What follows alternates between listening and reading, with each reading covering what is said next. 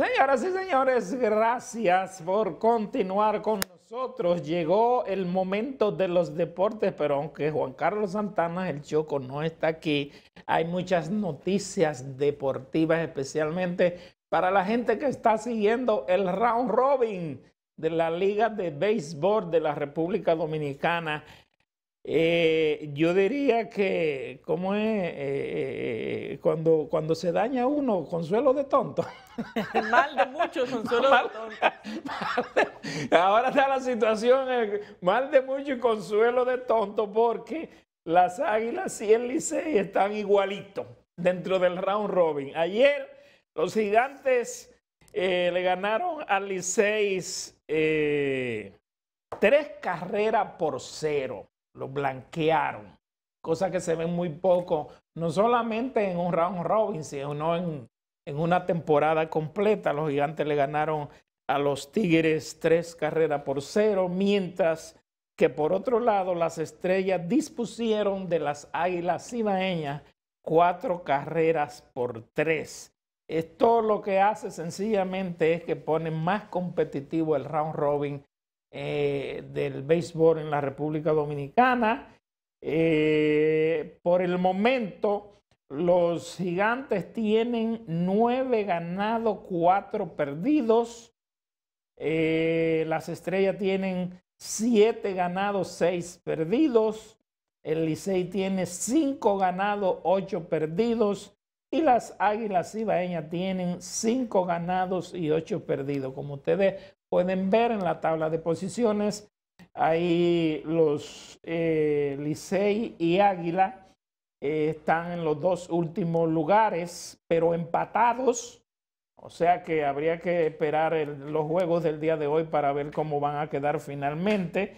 Las Estrellas están en segundo lugar y los Gigantes, que creo que después que comenzó el round robin no han vuelto atrás en ningún momento, ¿verdad? Me parece que no. Entonces eso indica que ellos mantienen su comando de juegos ganados. De los 13 que se han jugado, ya han ganado 9 y han perdido 4 para encabezar el torneo en la República Dominicana. Ayer comentábamos un tema que tiene que ver precisamente con la disposición del Ministerio de Deportes de no continuar con el apoyo económico que le estaba dando al albergue olímpico, que es donde se alojan los atletas dominicanos que se están preparando para torneos nacionales e internacionales, que le llaman precisamente el albergue, y hay precisamente una considerable cantidad de presidentes y representantes de federaciones deportivas, entre ellos los presidentes de la Federación de Boxeo, Rubén García, presidente de la Federación de Baloncesto, presidente de la que es Rafael Uribe, Generoso Castillo de la Federación de Badminton, Percio Maldonado, nuestro amigo y colega aquí, presidente de la Federación de Tenis. Algunos han planteado la necesidad de un acercamiento entre el Comité Olímpico y el Ministerio de Deportes, porque resulta que, dada la situación que está atravesando, si el Ministerio de Deportes retira ese dinero que le da de apoyo al albergue olímpico, los atletas dominicanos, y más cuando estamos próximos o como ya somos sede de los Juegos Centroamericanos y del Caribe, esa preparación de esos atletas, muchos de los cuales viven en el interior del país y necesitan para hacer sus entrenamientos, están aquí en la capital porque es el lugar donde están las mejores y mayores instalaciones deportivas, usan el albergue olímpico. Dice el Ministerio de Deportes que el costo por atleta le sale demasiado caro y que por eso no pueden continuar apoyando esta parte que tiene que ver con el soporte que le estaba dando y que ellos alegan que solamente se le hizo durante la pandemia. Nos parece que ahí tiene que intervenir el presidente Luis Abinader, porque si el ministro de Deporte y el presidente del Comité Olímpico, que yo ayer decía que eran tan malos los dos, que no pueden ponerse de acuerdo en un asunto que tiene que ver con los atletas de República Dominicana, pues sencillamente el presidente Abinader que lo haga ponerse de acuerdo, porque al final de cuentas quienes van a sufrir son precisamente los atletas dominicanos. Por otra parte, el dominicano David Ortiz continúa con su ascenso, sigue encabezando las votaciones para Coppertowns, está en un 83.1% por encima de Barry Bonds y Roger Clemens en las votaciones de los escritores del deporte de los Estados Unidos, y es muy probable que ya a finales de este mes de enero tengamos la decisión en base a la cantidad de votaciones y al porciento computado de quién encabezará como número uno dentro de estos para ser de el Hall de la Fama en el béisbol de los Estados Unidos. Miren, una información de ayer daba cuenta de que un tribunal de Australia le había dado ganancia de causa al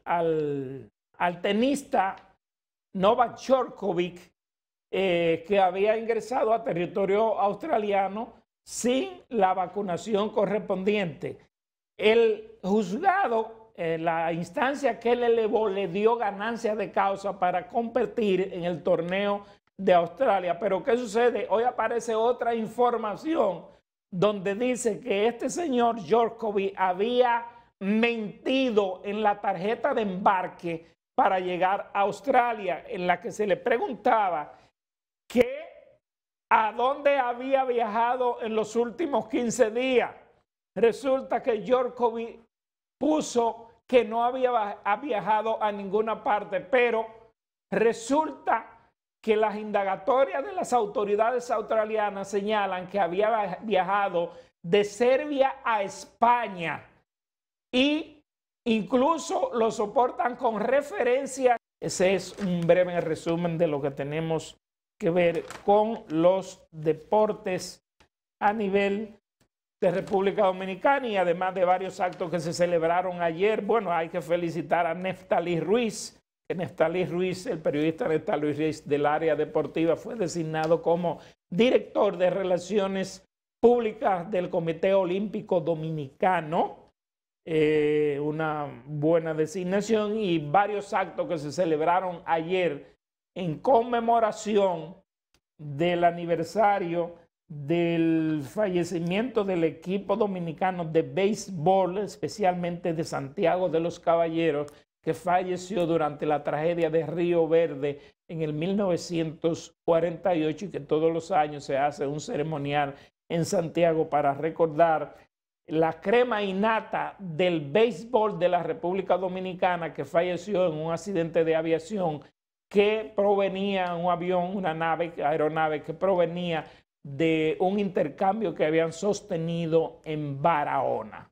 Esas son las últimas en el béisbol y en otras disciplinas.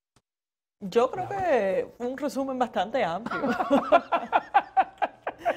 Gracias, Geraldino, y un saludo al Choco, esperando que se reintegre mañana. Bueno, Laura, el COVID sigue. Yo creo que en el fondo el Choco está sacando como una vena liceísta y quedó medio dado.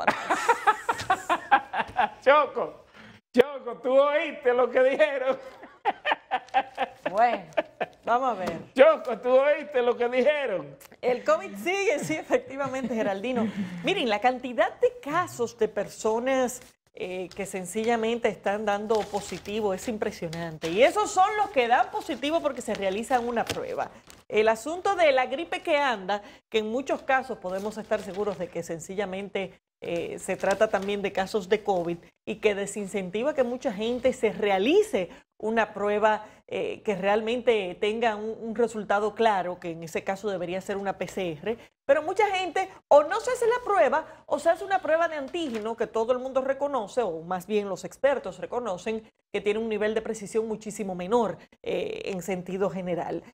Los casos siguen en aumento. Ayer llegamos a un nuevo récord de 6.600 casos, si no me equivoco. 6.600. No solamente se mantiene la cifra por encima de los 6.000, sino que continúa aumentando, a pesar de que otros países ya empiezan a tener una cierta tendencia a la baja luego del pico que se ha generado en diciembre. Y hay que tener en cuenta que vamos por 12 de enero. Esta variante tiene varias características distintas. Entre ellas, no solamente acorta el periodo de contagio o el periodo en el que el virus está activo en el cuerpo de la persona enferma, sino que por demás también parece presentar síntomas más rápido que las otras variantes. Esto significa que ya hoy, 12 de enero, deberíamos estar viendo en el ambiente, por lo menos, los casos principales que fueron generados por los conciertos y por las reuniones en la época navideña. Sin embargo, vemos cómo siguen aumentando los casos, lo cual significa que el nivel de contagio que genera esta nueva variante Omicron del coronavirus, pues lamentablemente sigue causando problemas en República Dominicana. Afortunadamente, mucho menos casos de gravedad por efecto de las vacunas y por las mismas características de esta variante, pero igual esto está trayendo inconvenientes en algunos centros de salud donde la afluencia de personas es realmente alta y en ciertas poblaciones de riesgo. Miren, el tema de las embarazadas se está convirtiendo en una situación de mucha preocupación. Primero, porque el país ya de por sí está tomando una posición muy negativa a nivel de la mortalidad materno-infantil, que ha aumentado dramáticamente luego de que inició la pandemia en República Dominicana. Y en adición está el tema de que se están generando situaciones de riesgo adicionales para las embarazadas que terminan contagiadas de COVID-19. Todavía parece que hay muchos médicos desorientados respecto a la necesidad de que las embarazadas se vacunen. Eso está llevando a que embarazadas avanzadas en dicho proceso estén lamentablemente contagiándose, y eso a su vez está llevando a la realización de más cesáreas de emergencia y además a un aumento adicional de la mortalidad materno-infantil, que es sencillamente terrible. Así que ojalá que a nivel de las autoridades de salud se refuercen las medidas que se están tomando a nivel de orientación de las embarazadas, porque la verdad es que el panorama que se está viendo en esa población de riesgo en particular es extremadamente preocupante. Bueno, de hecho, ayer los hospitales, los dos principales hospitales de Santiago estaban abarrotados.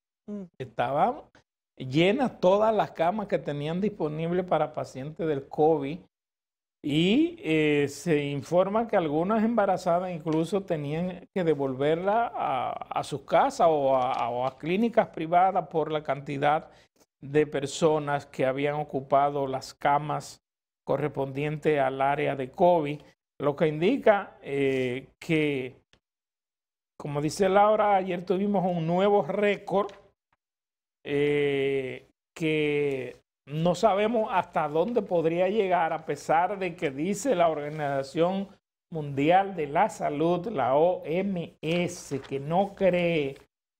Oigan esto, señores, para los que creen que esto es un juego, la Organización Mundial de la Salud no cree que la Omicron sea la última preocupante. Es decir, que podríamos encontrarnos con algunas variables más, como fue, por ejemplo, la Deltacron, que ya la determinaron, es una. No sabemos los niveles de contagio ni la forma en que se transmite, si es mucho más fácil o más difícil que la Omicron. Lo que sí que la Omicron ha puesto en tela de juicio a la mayoría de los países, porque una cosa que ha servido de mucho en esta variable Omicron ha sido que ha logrado incentivar a muchas personas a vacunarse con la tercera dosis. Pero el hecho de que usted se vacune con la tercera dosis no significa tampoco que usted está exento de que pueda ser contagiado por Omicron o por una de las variables del COVID-19. En el caso particular de República Dominicana, yo no sé hasta dónde el sistema sanitario de República Dominicana podrá resistir la gran cantidad de casos que se están dando a nivel del territorio nacional, porque la situación es sumamente preocupante y es para alarmarse. Lo digo por los datos que da el propio Ministerio de Salud Pública y porque no solamente están abarrotados los hospitales, sino que están abarrotados los centros de diagnóstico de pruebas que se hacen, no de vacunación, lo de pruebas, para hacerse las pruebas, que es donde se determina si una persona está afectada o no está afectada.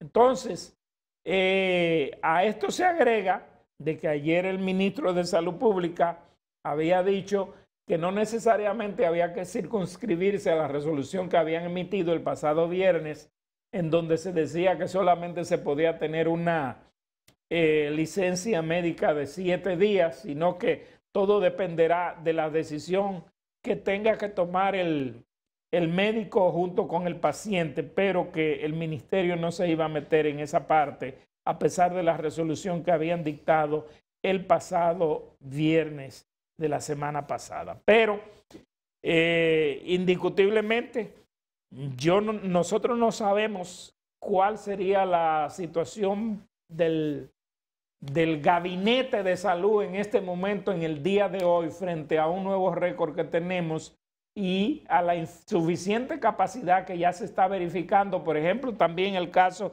del hospital Marcelino Vélez, el hospital José María Cabral, el hospital Arturo Grullón, en fin, una serie de hospitales públicos que están completamente saturados. Esa es la situación. Vamos a recibir a Carla, que está ya con nosotros y que nos trae un Hola, Carla.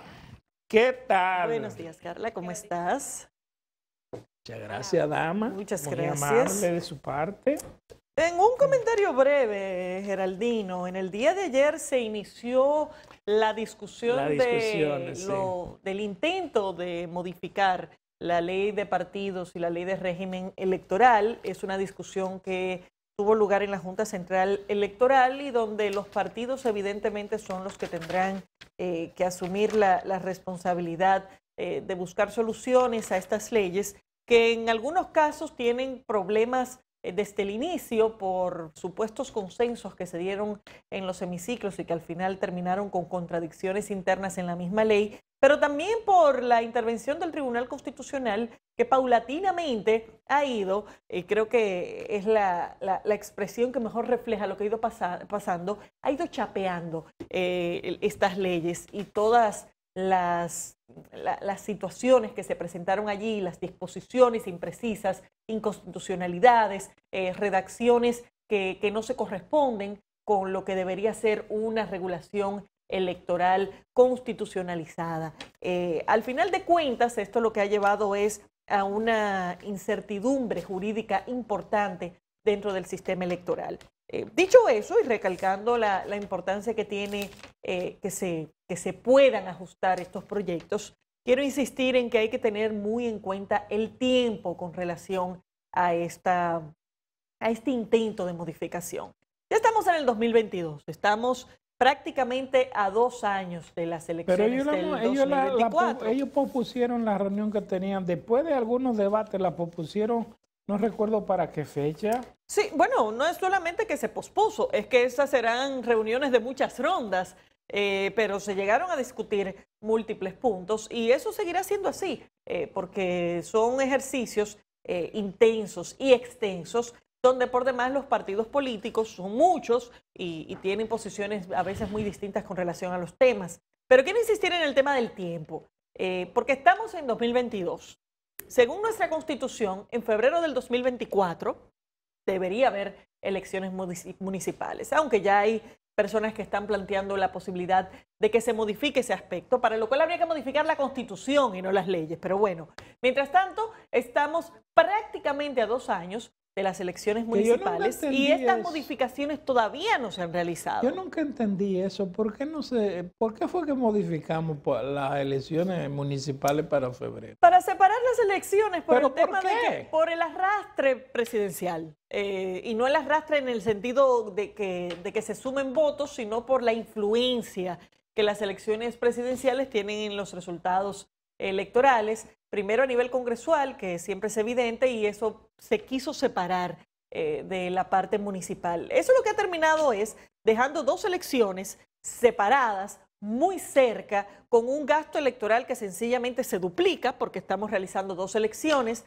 a los cuales se suma el gasto electoral de las primarias, que todavía están planteadas en la ley, pero no solamente eso, sino que como funciona nuestro sistema electoral, que es altamente conflictivo, se van acumulando presiones de un proceso a otro que pueden terminar en situaciones de mucha tensión política y por lo tanto ese debería ser uno de los puntos a analizar si vale la pena mantener este sistema de separación, agregando nuevamente el tema de que para eso se modificaría la Constitución y no estas leyes.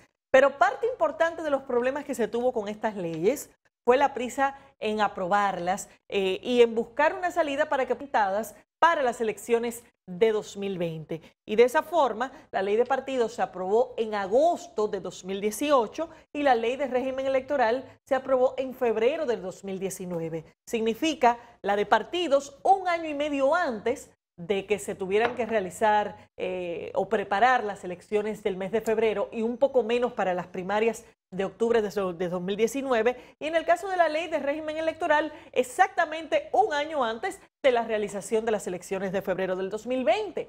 Total. Eso trajo muchísimos problemas de implementación y por lo tanto, si se va a asumir con seriedad el ejercicio de modificar estas leyes, debe ser un ejercicio también que tome en cuenta la eficiencia del tiempo. No podemos modificar la ley para que resulte que un año antes de las elecciones tengamos cambios significativos en la implementación que nuevamente puedan traer situaciones de tensión en la organización del régimen, del proceso electoral.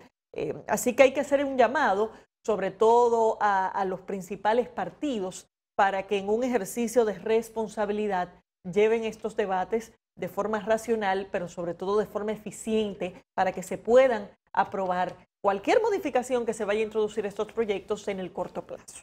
Sí, pero yo pienso que ahí hay un tema también que los partidos le dan mucha importancia, que tiene que ver con la subvención que se pasa a los partidos políticos por parte del Estado. Esa es una subvención que originalmente salió del doctor José Francisco Peña Gómez por dos razones fundamentales. Una era que era difícil para los partidos de oposición competir en igualdad de condiciones con el Partido Reformista que encabezaba Joaquín Balaguer. Y la otra razón era el asunto que tenía que ver con la subvención de los partidos políticos con respecto a el lavado de activos y el narcotráfico. El doctor Peña Gómez sostenía que una manera de evitar que a los partidos políticos fueran influenciados o llegasen personas ligadas al narcotráfico o al lavado de activos con un financiamiento por parte del Estado. Pero vaya usted a ver, resulta que el cuestionamiento de los partidos políticos por financiamiento del narcotráfico no ha dejado de ser un tema en el tapete todos los días en República Dominicana. Y de hecho, hay legisladores, hay alcaldes, hay muchísima gente ligada a grupos políticos que también están ligados al narcotráfico y al lavado de activos. O sea que por ese lado la ley no dio resultado. Y por el otro lado, resulta que nosotros tenemos una cantidad de partidos parásitos, partidos de lo que en Venezuela le llaman chiripas, que simplemente están hechos aquí para nutrirse de los fondos del Estado, nutrirse de los impuestos que paga la gente al Estado para que el Estado le pase una cantidad determinada de dinero. Se han convertido, más que en partidos políticos, en compañías, en empresas personales y algunas familiares se han convertido. Ese es un tema que en las discusiones debía salir a relucir, porque a pesar de que supuestamente de los 26 o 27 partidos que teníamos con las nuevas disposiciones, iban a quedar 4, 5, 6 partidos políticos. Tenemos la misma cantidad de partidos políticos y siguen los partidos políticos recibiendo también las mismas cantidades de dinero que tenían. ¿Y quiénes lo pagan? Nosotros, para que 3 o 4 holgazanes con 3 gente, con 2 gente, formen un partido y se diviertan con el dinero del Estado. Vamos a una pausa.